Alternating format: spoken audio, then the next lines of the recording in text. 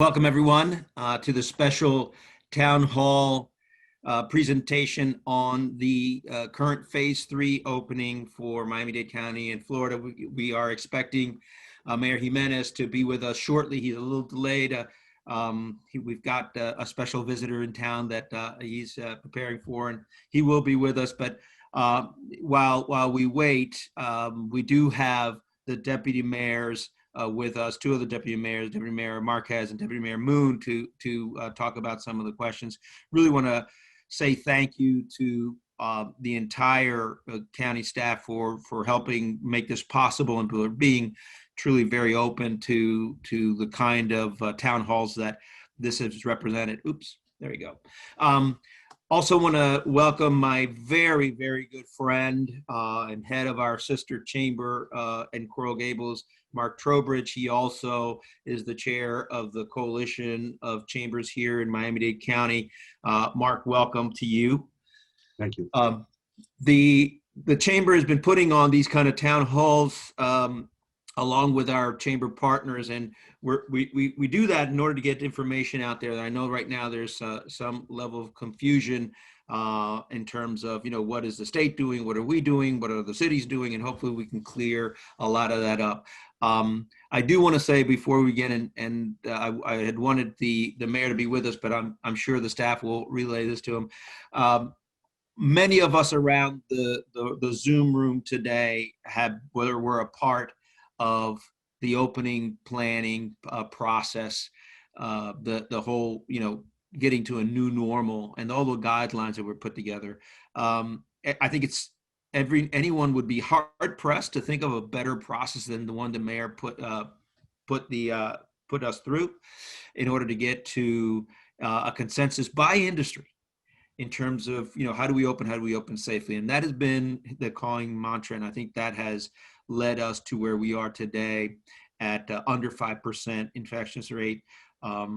Still we could do better, but that's a far cry from where we were a couple of months ago at close to 20%. And, really that came a lot because of the leadership that he's shown. This is a 100-year problem. And none of us have ever had the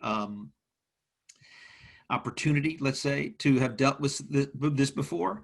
So, I think you're bound to have some missteps, but I think the mayor and the staff has been extremely careful in doing that, and all the while putting safety first. And it's a hard balance to go between a rock and a hard place that we're in.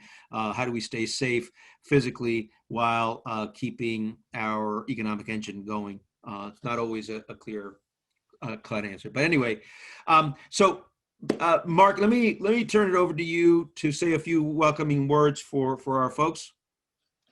Thank you, Alfred, and thanks so much for the opportunity to join you today, not only on behalf of our Coral Gables Chamber, but of course all of our partners in the coalition of chambers. We have been collaborating since mid-March, and I really want to commend you and all of our fellow presidents and directors for the great way that we have come together and worked hard on behalf of our businesses, been in constant communication with our county leadership, our individual municipal leaders, and of course, all of our partners who are helping us in terms of grant dollars, funds, and the heroes locally here who have been essential workers since day one.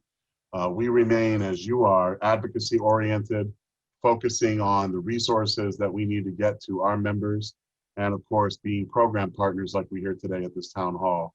And I want to say a special thank you, of course, to all of our county leaders, Jennifer Glazier Moon, my neighbor in Miami Springs, along with our other deputy mayors who are joining us here today, and your team always do a great job of putting things together.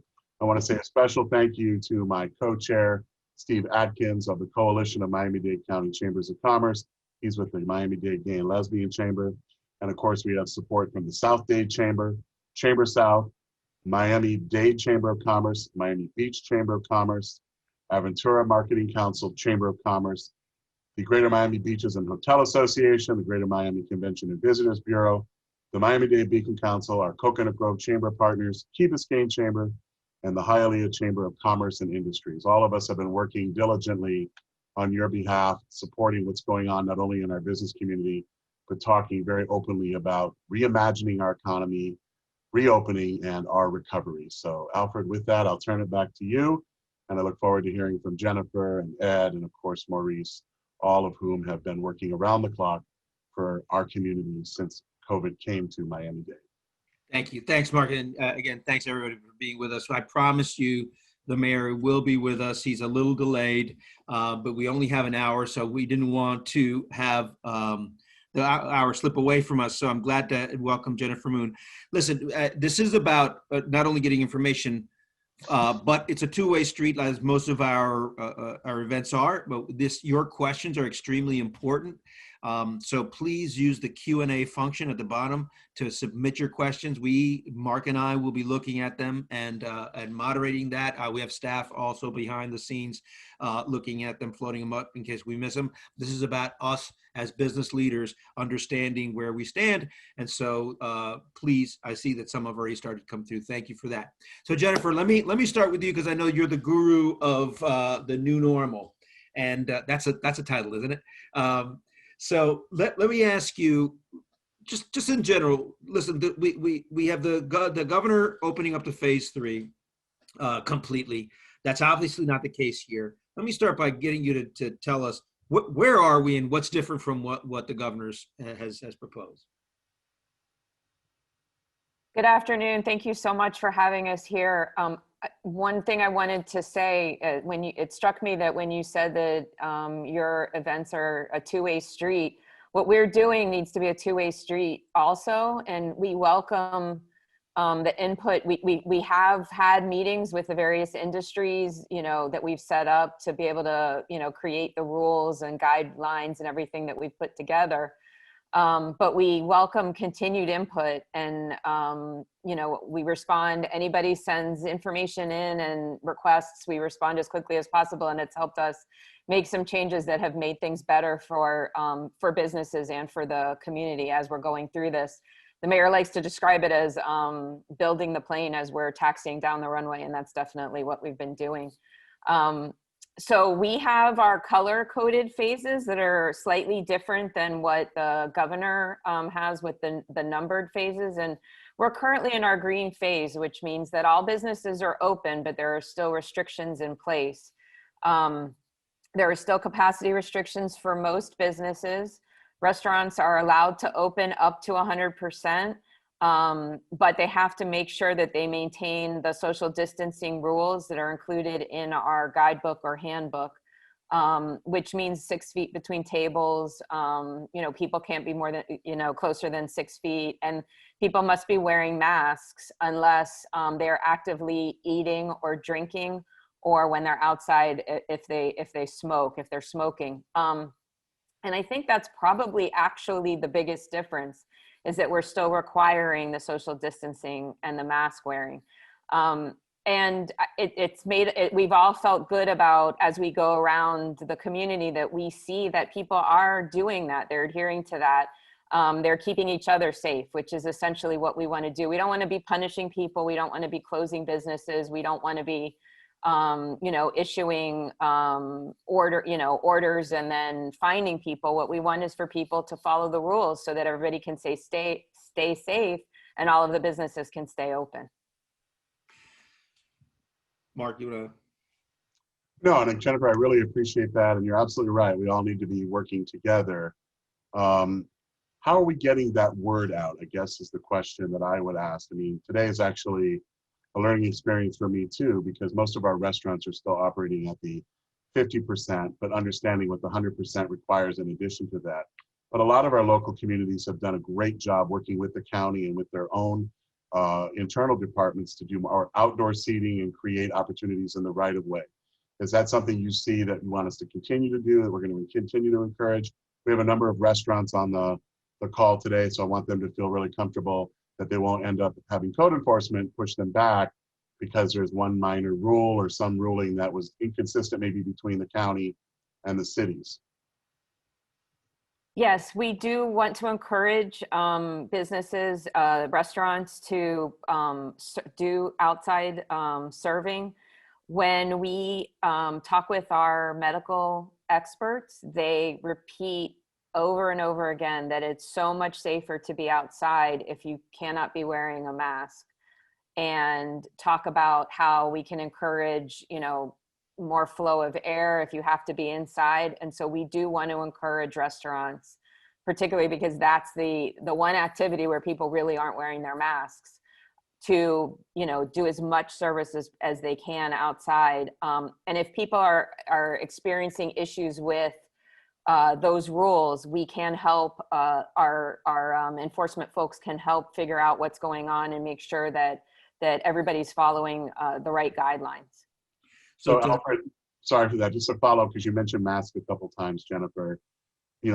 Are we enforcing mask rules? I mean, we've obviously had some conversations that the governor has sent. I had this conversation with the Coral Gables Commission yesterday at their meeting about whether we're truly enforcing it. Are there really fines being written? Are you collecting on fines? I mean, it's kind of a little bit all over the place.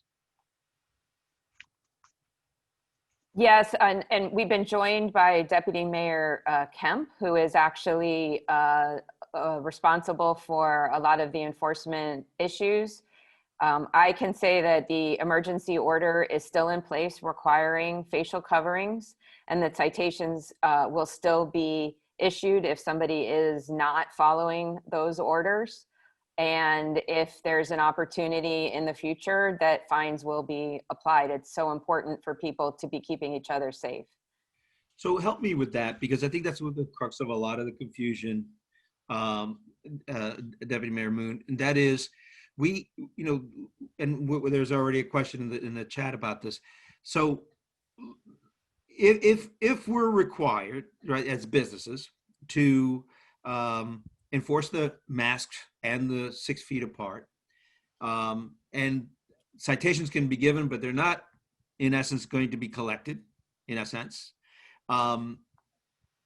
Who's responsible for that? I mean, if I'm a business owner and I've got someone telling me, listen, I don't care what you say, I'm not going to wear a mask. The governor said there's no, I don't need to wear a mask, so I'm not going to wear it. Who's responsible at that point? Am I going to get a citation because I can't keep the enforcement in my own establishment? I was directing that to Jennifer, but Maurice, if you want to take that one, please do. Yes, thank you. As Jennifer said, I thank you for inviting us to this conversation. As Jennifer indicated, we are still enforcing the mask rule. We can write citations. We can't collect the fine right now, but we may collect them at another date. But as far as the restaurant owner is concerned, or the business owner is concerned, we expect you to have your patrons follow the rules. And we will cite the business owner as well.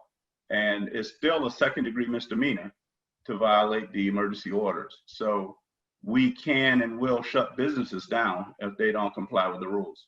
Our emphasis has switched from people walking down the street to businesses, because obviously there's some confusion with what the governor did in loosening up restrictions. But we can and will cite individuals as well. So, and I think that's where people are getting a little concerned, Deputy Mayor Kemp. I think before, and I sit on the task force that the commission has put together to evaluate the new normal. We just did a survey of the business, and I think you'll be happy to know, and we'll announce this soon, but you'll be happy to know that most people, believe that we've done as a county a good job in putting together the recommendations. We've done a good job of getting those recommendations out so people understand it. And C, that we've done a good job of enforcing it. So now that last part I think is a little shaky. So again, I want to say, what resources are available to a business who wants to, as most of our businesses have, who wants to enforce the rules, have been enforcing rules, but now all of a sudden you've got this confusion, and let's say it that way, confusion out in the public. What is the rule? And you see around the country the hesitance and the reluctance to wear masks in a segment of our population. what am I supposed to do as a businessman or a woman who's trying to keep their business open, wants to comply, but my people aren't doing, my customers aren't doing it?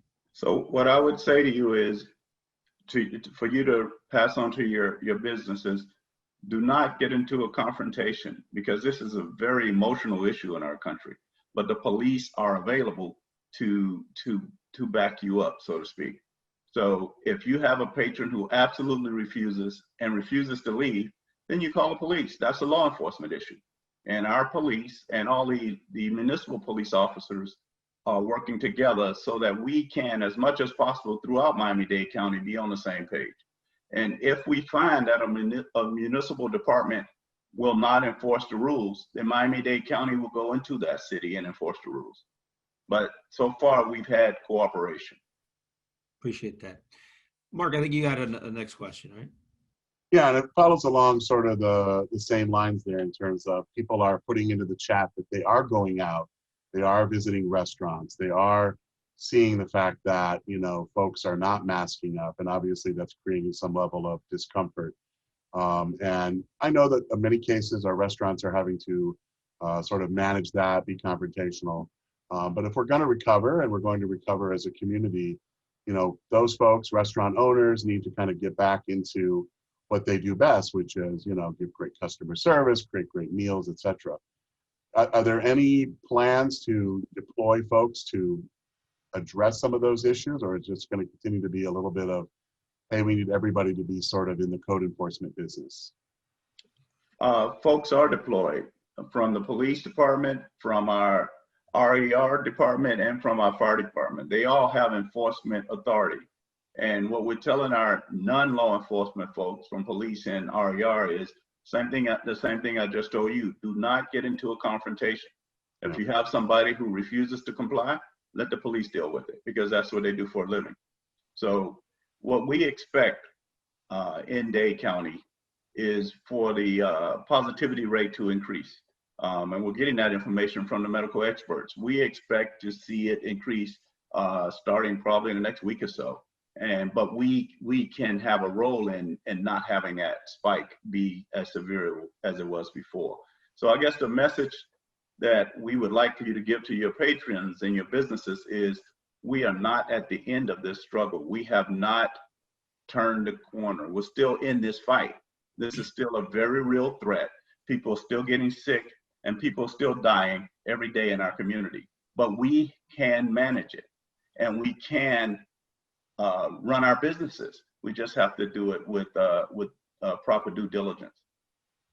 Thank you, Deputy Mayor. And do you think that's one of the reasons that we still have a curfew in place? I know that the mayor moved it back to midnight as of this past Monday, so thank you very much for that. We've seen some, you know, some movement in that when it was at 10 o'clock, then to 11 to 12. Is that what you think is driving that? And is there any discussion about rescinding that fully? I will defer to Jennifer on that.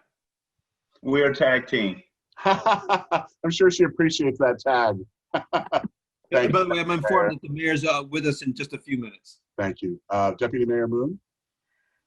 The curfew is an important tool for us to have to be able to enforce the proper behavior in places and times when it's difficult for us, or we don't have the ability to enforce. What we saw happening a lot when businesses weren't open was people gathering in places that you know, that weren't legal, weren't proper, or were private property where there couldn't be any enforcement. And so one of the reasons that the curfew was put in place was to be able to you know, make sure that people could go to the businesses that were open, go to the restaurants that were open, but also have a way of making sure that people didn't do the things that they weren't supposed to be able to do. As we've been talking to the medical experts, one of the things that they tell us that's more important than anything else is that we should only make one change at a time, so that you know that if there's a spike, you know what happened. And you know, early on in the pandemic, when we did broader reopenings, we weren't exactly sure why there was a spike and had to do broad closings. But if we take it one step at a time and make, you know, one change at a time, change the curfew an hour or do a specific opening, then we can wait 2 weeks, make sure that we've gotten past that opening, that hasn't caused a spike, that people are following the rules, and then take the next step. And so, you know, over the next 2 weeks, we'll be able to see, did anything change with us moving the curfew back an hour? Did anything change with the schools reopening? Did anything change with the various things that have happened? And if everything, you know, stays pretty stable because people are following the rules and mitigating the spread, as Deputy Mayor Kemp said, then we can talk about taking the next step. Deputy Mayor Moon, I think that's, first of all, let me commend you for that. I think that's extremely wise. You know, many communities who've opened up wholesale have had to regress. And I think that's what we're all trying to prevent. Just to clarify a couple things in the questions that are related. One of the questions is if the curfew has been lifted for nightclubs, strip clubs, bars, etc., by the governor, doesn't that make our curfew illegal? No, we still have the authority to impose a curfew. The one limitation that we have is on the code violation being able to assess a fine. That's our only limitation. And another clarifying questions, are restrictions lifted for salons in this last phase? The rules are still in place for personal services and salons. The 50% capacity and the requirements for PPE and certain distancing are still in place. Thank you for that. And the last thing, which is related to this whole opening, is from Eric Knowles, who heads up the Miami-Dade Chamber. He says, as a chamber, we thrive on events to engage our membership and luncheons, workshops, etc., galas. Question that he has is, for golf tournaments, are we able to get back to shotgun starts, meaning that all players begin at the same time, and basically you have more than one player per cart? What's the thinking on that? The more than one player per cart is a problem because of the social distancing rules. I'd have to talk to the people that are operating the golf courses. I'm not sure what in our rules is limiting the ability to do a shotgun start. So I'd have to talk about that. As long as, you know, we're following the social distancing requirements. And then there's other specific rules related to golf courses and, you know, like the flags and, you know, all of the different things that, but I can certainly talk to our experts and determine whether or not there's some issue that we need to deal with related to shotgun starts. Yeah, and before, I know that Mark's got another question that he wants to ask, but I'm trying to capture some of the stuff that's in the chat and in the question Q&A. One of our participants says, I wanted to ask you when you're going to lift the restraining orders that you have in the sheriff's office, and what are the options that you give me as a landlord to save my property due to eviction cases that I've had since the 2020. So we've got more questions about that a little later, but do want to make sure that we get that question in. Lifting. So I guess that's a punt back to me. I'm going to hand that off to Deputy Mayor Kemp. So we've had several discussions amongst us, along with the mayor, about the eviction moratorium, because, you know, there are two sides to the story. One is the landlord side, the other is the tenant side. And as it stands right now, the mayor is going to keep the moratorium intact, but he is going to have further discussions about the possibility of doing something with a limited group of evictions, because, you know, they're all on a case-by-case basis. They're very different one from another. So I think I've been sufficiently vague, but we do know that this is an issue, and we know there are two sides to the story, but right now there's no change. All right, we'll get a little bit deeper into that a little bit later on. Go ahead, Mark. I know you have the next question. I do, and this comes from the chat as well, Alfred. The question for any one of our deputy mayors: for child care centers, when will the group sizes increase? They're currently at 12. We do have a request to adjust those to 18, which I believe is the state, one of the state rules. And we have submitted that to our medical experts so that they can look and see if they're comfortable with that and see if there's any other changes they want to make to some of the other pieces of the guidelines if we're going to lift the total number of children allowed. Great. Thank you very much. A question just generally for our restaurants. There is a county grant program that is $30 million. There are well over 800 applicants to date, and the purpose was to get restaurants help through the second shutdown. It's been a couple of months since the grant opened, but only a small fraction of the applicants have been able to receive their funds.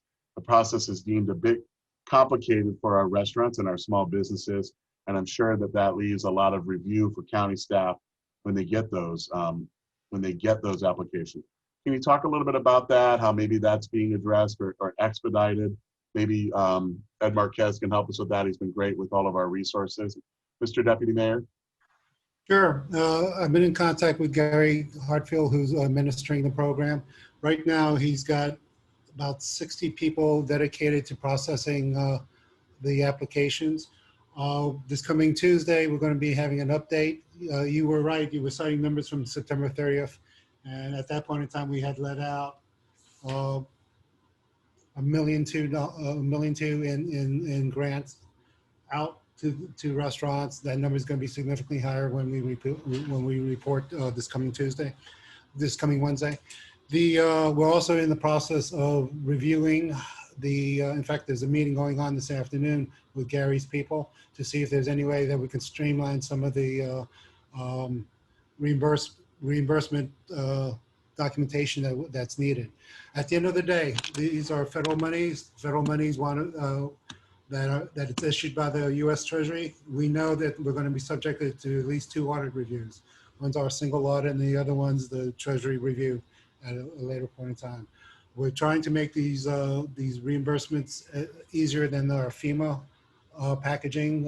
Everyone's pretty much familiar with FEMA because of hurricanes, but it's a process. Now we've been ramping up, and you're going to see more loans go out. We fully expect at this point in time that everything will be issued before December 30th.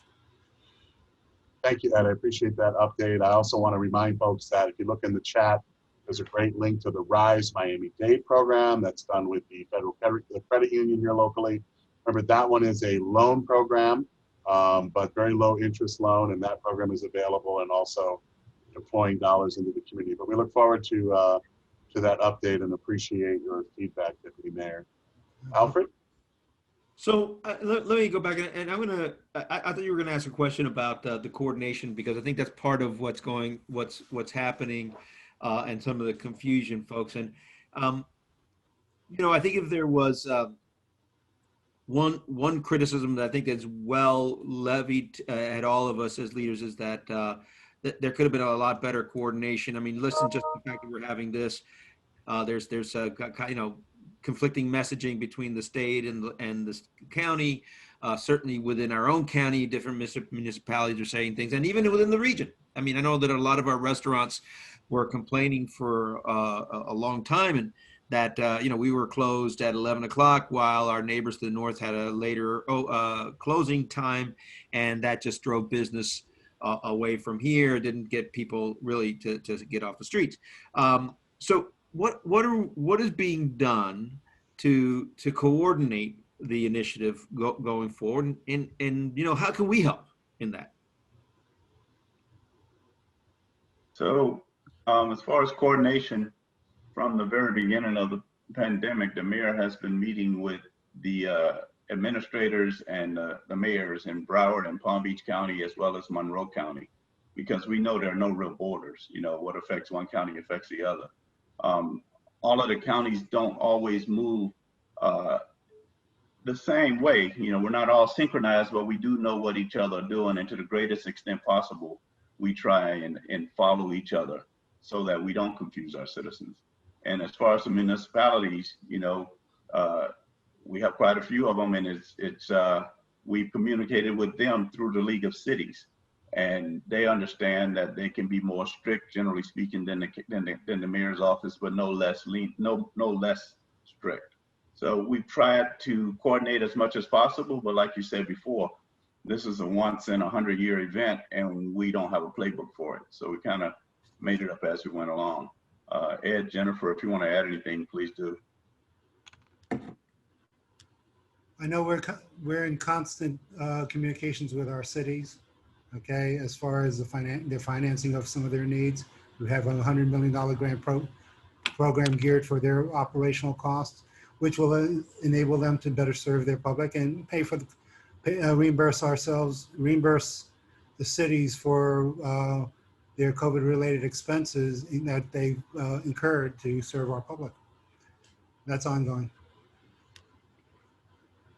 Jennifer, anything you wanted to add to that? Deputy Mayor Moon? Apologize. Just that, we're really trying to, work well with all the different stakeholders. I think we can all say we've never been through an experience like this before, ever, and we're learning so much every single day about what every different stakeholder is responsible for and every different stakeholder is doing, and, just trying to keep up and make sure everybody knows everything that's happening. No, thank you. A couple of questions I wanted to pick up quickly from chat. I'm seeing that the mayor is about to connect. So a couple of things is what are the rules with banquet halls and sort of larger gatherings? What's the rule right now with that? I'll throw that to you, Deputy Mayor Moon. All right. In the new normal guidebook, it's actually on page 49 of the guidebook that talks about all the rules related to banquet halls, convention halls, and talks about the social distancing requirements, the limitations related to service in those. Like you can't have self-serve for food. You have to follow the rules of restaurants. The distance between, if you have entertainment or speakers, the distance between the entertainment or speakers and the audience, social distancing required on dance floors, things like that. It's all starting on page 49 in the guidebook. And still, even dancing and stuff like that, we're still wearing masks and Yes. yeah. Yes. Let me move. I want to move on to. I said that we had other questions about rent abatement and also what are the protections that we're and assistance we're going to give to landlords, because it's been, gosh, almost half a year, if not more, for some of these landlords that have not been collecting rent. And now they're hurting, and I know there's concern in the chat about that. What am I supposed to do? What are some of the protections? What are some of the assistances that are being conceived of for the landlords? And obviously these are residential, although commercial is also having issues. Okay, for residential, we have a $10 million residential landlord and tenant program that was started on September the 6th. As of the end of September, we had 228 applications, and we're going to be updating that soon. We fully expect that to be totally let out over time. We have a $15 million residential landlord, emergency rental assistance program. We've already issued a chunk of that money out as of September, and we fully expect that to be totally used. We also, on top of that, 15 million, we have an additional 5 million for veteran rental and mortgage assistance. All these programs are up and running. Our website, you can go into our website, check the coronavirus site, and go on down to the new normal, and you'll see all of our business related programs that we have standing. As far as our help to the entire community, as of a couple of days ago, we've spent over $377 million between FEMA and ourselves in carrying out programs that either directly benefit the public or directly benefit the public, because it's buying PPE, it's doing the surge testings that we have. There's a lot of activity that is being done throughout the county. Deputy Mayor, I want to thank you for that, and those are the county has been doing a lot. I see that our fearless mayor has joined us. I know you have been welcoming a special guest this day. Thank you for being with us. Mr. Mayor, I do want to just say thank you for being part of this, but also let you know some of the comments that I had started out with, which is in a 100-year type of event like this, we've been mentioning that it's no playbook. I think I have been, as Mark Trowbridge and many of us around the Zoom room today, were a part of your initiatives to put together the opening plans that I thought were extremely well done. It's hard to imagine a better process having done. Not only did you get input from the experts in the fields of the different industries, but you got the input from experts in the field of infectious diseases, which really informed this. And one of the things that I shared, that because I do chair one of the working groups from the Economic Recovery Task Force that the Commission has, we put out a survey, and you'll be glad to know that what we found was people thought that the guidelines were very well conceived and made them feel safe. They felt they were well communicated and they understood them, and they felt that they were well enforced. And I think, there's been some discussion about, how do we continue the enforcement now? But anyway, wanted to thank you for the leadership. I know you've taken a lot of hits, as leaders often do, but I know that many of us around this room are extremely proud of the work you did and very proud of having been a part of that. So welcome, and I wanted to give you a sort of an open mic to tell us a little bit about where you think we are and where you think we're heading from the virus perspective. Thank you. Thank you so much for those kind words. And yeah, I've taken a couple of hits, but that goes with the territory. And like you said, there's no guidebook for how you deal with a pandemic. The last pandemic that we had was over 100 years ago. It was the Spanish flu. And so, everything was really, and now you've got, modern methods, modern hospitals.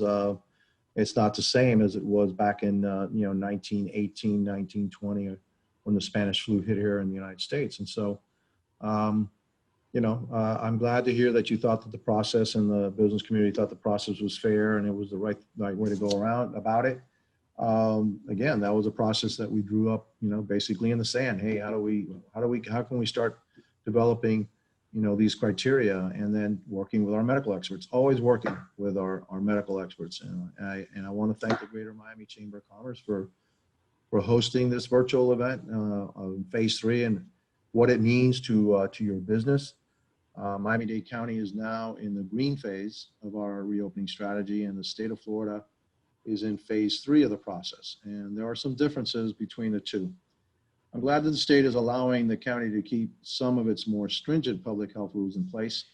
That will ensure that we can continue tamping down the spread of COVID-19.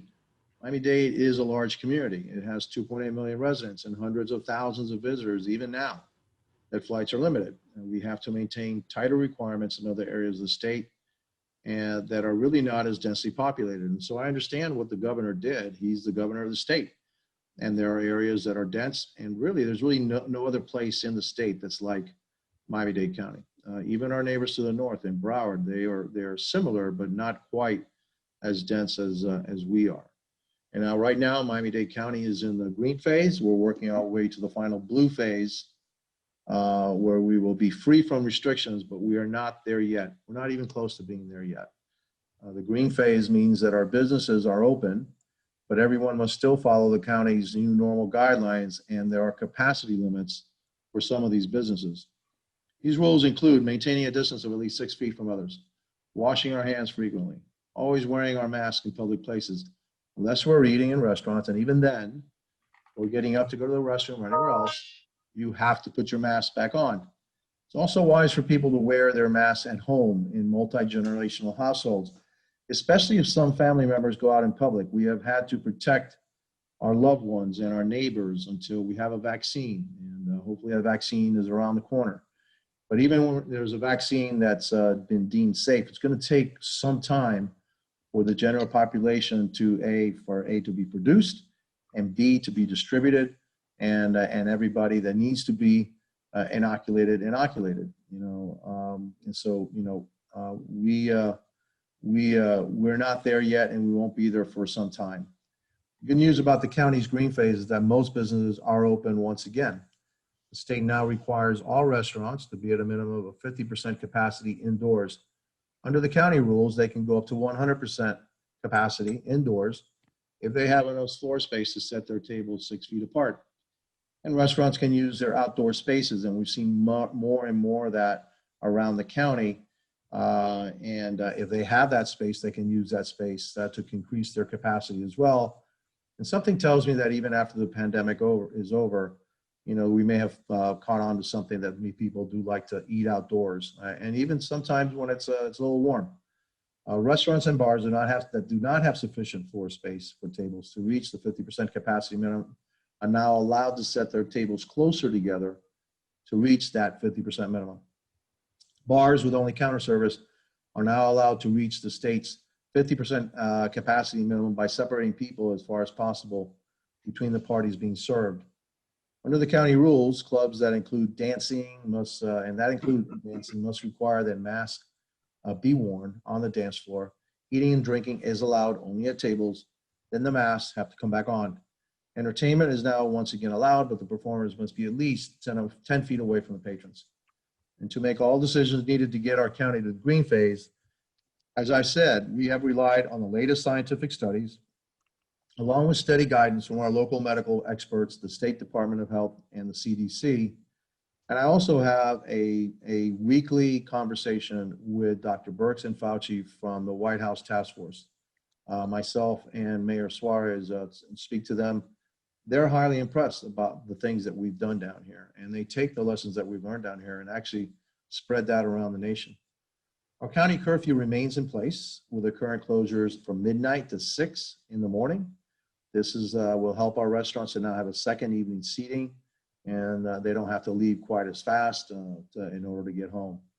For now, we're keeping the midnight curfew because we know the longer people are together at bars and restaurants, particularly if they're drinking, they drop their guard and they get too close to others. The curfew helps us curtail the late night activities and unfortunately make it too easy for the virus to surge once again as it did earlier in the summer. And we don't want that. So violators will continue to be cited with a second-degree criminal misdemeanor that sets a maximum $500 fine and or 180 days in jail. 2 weeks ago, Governor Ron DeSantis ordered for the state's phase 3 suspended all civil fines and penalties applied to individuals for violating the county's COVID-19 public health orders. However, Miami-Dade County will continue to issue $100 civil citations for individuals not wearing masks, and we will process those fines and penalties as permitted when the governor's orders expire. The point really isn't about collecting that money. That's not the point. It's getting people to practice safety rules to protect our community. We also continue to inspect businesses countywide, and we will close them if they are not following the new normal rules. Just yesterday, the county closed 10 businesses, mostly restaurants and bars, until they fix the issues that caused their closure. And one of those could be the playing of loud music. One of the things that we have in our rules is that you cannot play music, you can't have entertainment so loud that you cannot carry on a normal conversation. We don't want people yelling at each other, sitting at a table, because that's exactly the worst way, the best way for this virus to spread. And that's why we have that rule in place. It's not that we don't like loud music. I actually play my music pretty loud in my car. It's just that you can't have that music so loud that you can't just have a normal conversation. The louder that you yell, the more that you exhale in greater force, the greater distance that virus is going to be traveling. And remember, we all have to assume that we have the virus. We simply have to do this to maintain public health so that our economy does not have to close down again. That's the last thing we want. These rules, they seem harsh, but this tough love approach has helped us avoid the horrific death tolls that we saw in other regions like New York earlier this year. The death toll in New York is over 30,000 people in the state. It's twice the number we had here in Miami in the state, and something like 25,000 in the city of New York. That's way above on a per cap basis what we have had and seen here in Miami-Dade. Our county has been through a lot, and we will get through this pandemic, but we also need to follow the public health rules so that our hospitals don't get overwhelmed. So please review the specific rules for your industry at miamidade.gov/newnormal. I also want to remind everyone that the county is using CARES Act money to help our business and residents recover some of the costs of the pandemic. Go to miami-dade.gov coronavirus and click on COVID-19 help. Learn about the business assistance programs that we offer. They include a program to help our hospitality businesses, taxi cabs, jitneys, a veterans business grant program, grants for theaters, cultural arts organizations, and a forgivable loan program for small businesses. In fact, most of these are forgivable.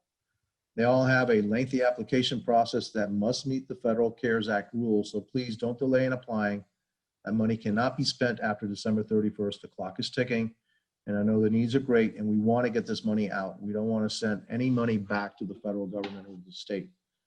Let me stress here that we are not out of the woods. And again, let me stress, we're not out of the woods. Our medical experts tell us they're expecting a new wave of inspections in November that could impact hospitals. It's not to be expected now that, that's to be expected now that schools are operating under a hybrid model of classrooms and virtual teaching, and bars and restaurants are open. So we are bracing ourselves for another wave. Plus we have Halloween coming up, which could create a super spreader event and jeopardize all that we have accomplished. Medical experts are recommending virtual costume parties or watch some scary movie with a family, but do not go door to door for candy, and do not head out to parties. It's not advised by the CDC because it will cause more spread. I know that's tough, but you know, we can probably do 1 year with a little bit of virtual Halloween, not a real one. That's why it's so important to follow the public health rules and stay away from crowds. Today, I'm asking you to help us drive the message to our community that we all have to be clinically or civically responsible. Wearing a mask is a sign of respect to protect your loved ones, your friends, and our community. Again, wearing that mask is actually a sign of respect. Anything less can and will lead to a very dangerous situation. I want to thank you all for all what you do as business leaders to keep our community safe. I know that you've had to make great sacrifices. I also know just how resilient our community is. You know, when I first became mayor 9 years ago, we were in pretty dire straits because of the Great Recession. Housing prices had plummeted, foreclosures were skyrocketing all over the place. Tourism was struggling, public hospital was in the red. We had a brain drain. Young people were leaving for tech jobs in New York and Silicon Valley. They're returning, they're coming back. Back then, Miami-Dade County was in a terrible place financially, with unemployment at over 12%. You know, you fast forward to 2020, right before the pandemic, and the Miami-Dade County economy was booming. January, our unemployment rate was below 2%, which is historic, which was essentially full employment. Median household income in our county had gone up almost 20% from a decade ago, or to more than $52,000 earlier this year. Real estate market was robust. We achieved all these economic gains through the hard work of our local entrepreneurs, numerous community leaders and labor partners, and the support of our county commissioners and employees. Together, we worked our way out of the financial mess that we had inherited. And I'm certain that in the not too distant future, we will have worked ourselves out of the problem brought on by COVID-19. Then we'll be in the blue phase, free from restrictions. In the transition time, health continues to be our top concern. I want to thank you again for inviting me today. I will be leaving my post as mayor on November 17th. So I want to make sure that you know how much I really appreciate your support throughout the years. You are the job creators who have allowed me to keep taxes low and grow our economy. I'm a big believer in private-public partnerships because I've seen how everyone benefits. Thank you, and God bless all of you. Thank you, Mr. Mayor. Mark Trowbridge here from our Coral Gables Chamber and the Coalition. Great to see you, and thank you for your leadership and your steady hand. I want to talk a little bit about the 2 C's. You already talked a little bit about curfew, and the other one's coordination. Members of your team talked a little bit about that before you were able to join us, but I wanted to get your thoughts on sort of coordination. You obviously are having to work with so many different stakeholders, partners, and entities, and we all know that that Friday, the 25th of September, was sort of a game changer when the governor basically opened the entire state. And even though we had been lagging a bit behind for other reasons related to our own positivity in cases, it suddenly just threw open the doors. And I know that's not easy, but that's part of being a leader. Where do you see us today? How do you see our coordination?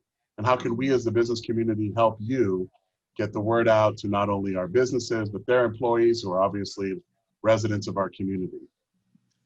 I think our coordination is actually much improved. We had in the beginning phases of this, we had somewhat disjointed coordination, and people saying, "Hey, how come you can't put it all together?" And it's because you had 34 different mayors, and they had their own ideas, and I just can't snap my finger and say, "Hey, you can't do that." What we did is we set the bar, and Miami-Dade County, you can't do anything less stringent than Miami-Dade County. And as things progressed, these individual cities started to drop their orders, or their orders basically mirrored ours. So our coordination became better. I always had really good coordination with Broward, Palm Beach, and Monroe counties. We were always talking together about the things that we wanted to do. But there were some folks in Miami-Dade that wanted to do some things a little different, and our way of government allows them to do that as long as it was more stringent. The governor and I had always had good coordination, good communication.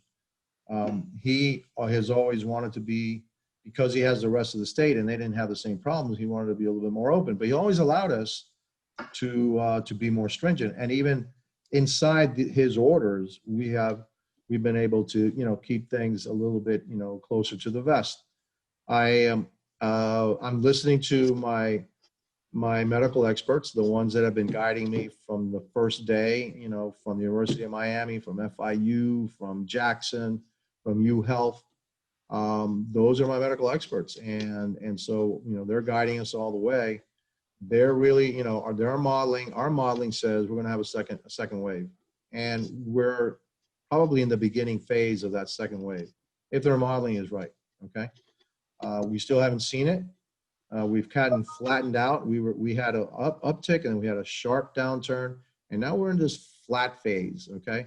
And normally when you see these waves, these pandemic waves, all right, you'll see it go up, you'll see it come down, you'll see a flattening of it, and then you'll see it rise again, and you'll see it come down again. And right now we're in that flattened phase where we're not going down anymore. We're kind of staying steady. We have a positivity rate of about 5%. We have about 330 people in the hospital, the same number of, about 90 people in ICU, about 60 people on ventilators. And so we're really watching that number. We're really watching that to see if their model is actually going to pan out. And the only way that model doesn't pan out is through our behavior. And so, my hope is that the folks that are on this call and that you all put that word out to your businesses. Hey, you have to maintain those masks. Yes, I know it's a pain. Okay, you got to keep the mask on. You got to tell people when they stand up, you got to have the mask on, and you got to maintain your distance, et cetera, et cetera. If we do that, then this next wave will be a lot flatter than the first wave. We don't want any wave, but if we have one, make it a lot flatter than the first wave. We were up to about 2,300 people in the hospital at the peak. We had hundreds of people on ventilators. We had hundreds of people in ICU, and right now that's not the case. But the models say that the second wave will not be as severe as the first wave, but we don't even want to get there. Okay, we just want to keep it as low as possible. That's why we have these measures in place. Mr. Mayor, I really That's want to thank driving the curfew as well, Mr. Mayor, correct?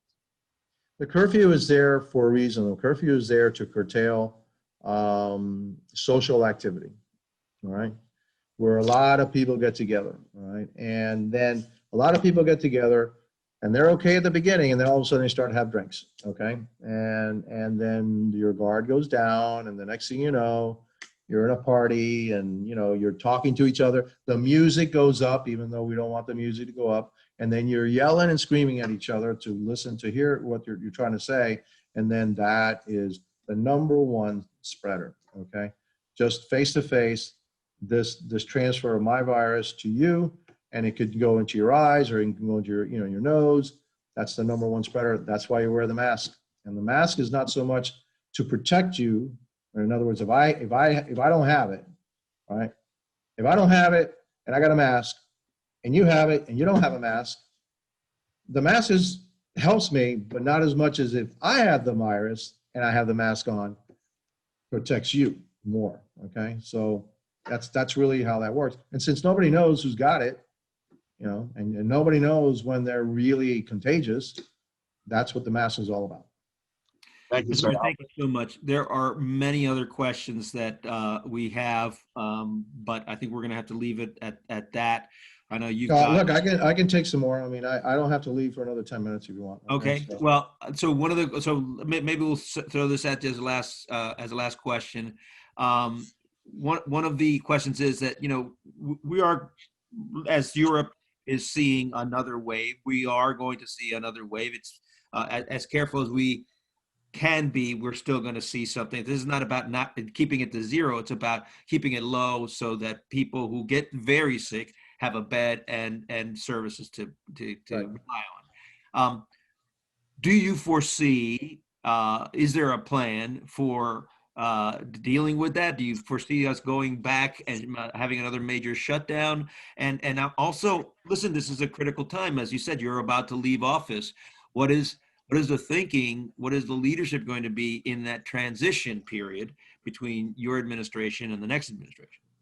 Well, the thinking during my administration, which ends on midnight of the 16th, I guess the 17th, you know, so when it goes from the 16th to the 17th at midnight, I'm no longer the mayor. So the thinking is, for me, whatever I'm thinking until midnight of the 16th, that's what's going to be in place. And then the next mayor, whoever that person is, can on midnight change and do whatever they want to do. Now, I'm going to try to convince them that what the measures we're taking, and then have meetings with our medical experts as to why it is the measures that we're taking we're taking them. Now, look, both of the candidates are commissioners, and they've been privy to a number of meetings that we've had with my staff and also with those medical experts. So it's not like they're coming in cold. They know exactly why it is that we're doing it. If they don't, then I guess they must not have been watching. Okay. So, you know, I plan to be mayor until November 17th, and then I'm not mayor anymore. It's going to be cold turkey, you know.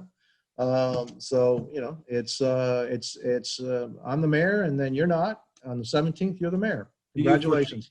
Here are the keys, okay? And here, I taught you how to drive this thing, okay? But if you want to drive it faster, you can drive it faster. You want to drive it slower, you can do that too. But, you know, I hope you don't crash it, you know. But those keys are yours now. And so and I will be, myself, all of my staff, whoever is the new staff, or is it going to be the retention of some of the staff, then, you know, we will work that out with the incoming, you know, mayor, and have as smooth a transition as possible. But things are not going to be the same. I can't imagine that when you get a new mayor, they're going to say, hey, everything that Mayor Gimenez did was great. We're just going to continue doing it. All right. I know that one will not, and then the other one may. Okay, I don't know. But you know, it'll be up to the mayor. We will transition a very smooth way and very professional way, and then move on. So I don't know what's going to happen with a new mayor, but a new mayor, you know, once it falls on you, and those lives now are your responsibility, none of the rhetoric goes away. All right, it's a little bit different. Okay, when it actually is your responsibility, you can always critique things from the outside. Well, said here, now you ride the horse. Okay, and see how you stay on it. Okay, and I'll be happy to be on the outside, and maybe I will return the favor. Okay, so, but I hope not to. Okay, so you know, we'll see. And, well, I'm gonna thank you first of all for being part of this. I want to thank you for an incredible life of service, but certainly your term as mayor has been a challenging one that you have risen to the challenge, and we thank you for those. This is probably the last time you'll be on a chamber chat as mayor. And so I didn't want to miss the opportunity to thank you on behalf of the Greater Miami Chamber and all the chambers that are participating here, because the whole coalition of chambers are part of that. Mr. Mayor, one thing I do want to say is that I have an incredible staff. you do. Right? And so I am incredibly proud of the staff that we put together. I don't know of any staff that's better. I've never worked with a finer group of professionals in my entire life. And I am deeply indebted to them for, you know, carrying me. Okay, so they're just unbelievable, and I would hope that the next mayor would have a staff half as good as the one I've had. And if they do, they'll be successful. That's really the key to the entire thing. Hiring really good people, really good professionals that want to do the right thing. And they don't care about the politics, you know, and that's what I told them. Don't care about the politics. I'll take care of the politics. You just do the right thing. And they have. And so I'm incredibly, you know, blessed to have had them. And I just think the world of them and then wish them the best in their future endeavors, whether it be staying with the county or moving on somewhere else. They could all run a county. Any one of my deputy mayors could run a county. I'm telling you they can, okay? Easily. And I'm just incredibly proud of them. So Well, you're not like I gonna said, get I lost. just want to put that on the record. I believe, I actually agree. We've got incredible staff that support you, and we're very lucky in that regard.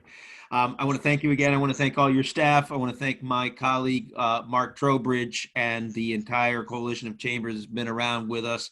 We're a little over time, so I'm going to go ahead and shut us off. But I do want to say one last thing, which is, you know, the Chamber has been holding these sessions with the mayor and others politically. We have a session coming up with Representative Javier Fernandez and Ana Maria Rodriguez coming up next Friday. So tune in for that. Mr. Mayor, thank you very much, and good luck on your race as well. Thank Thanks, you so everybody. much. Appreciate it. God bless you all. Bye-bye. Thank you, Alfred. Bye. Thanks to all of our chamber partners. Thank you, Greater Miami Chamber. Bye, Mr. Mayor. Bye, Mark. Take care. Thank you. Pleasure.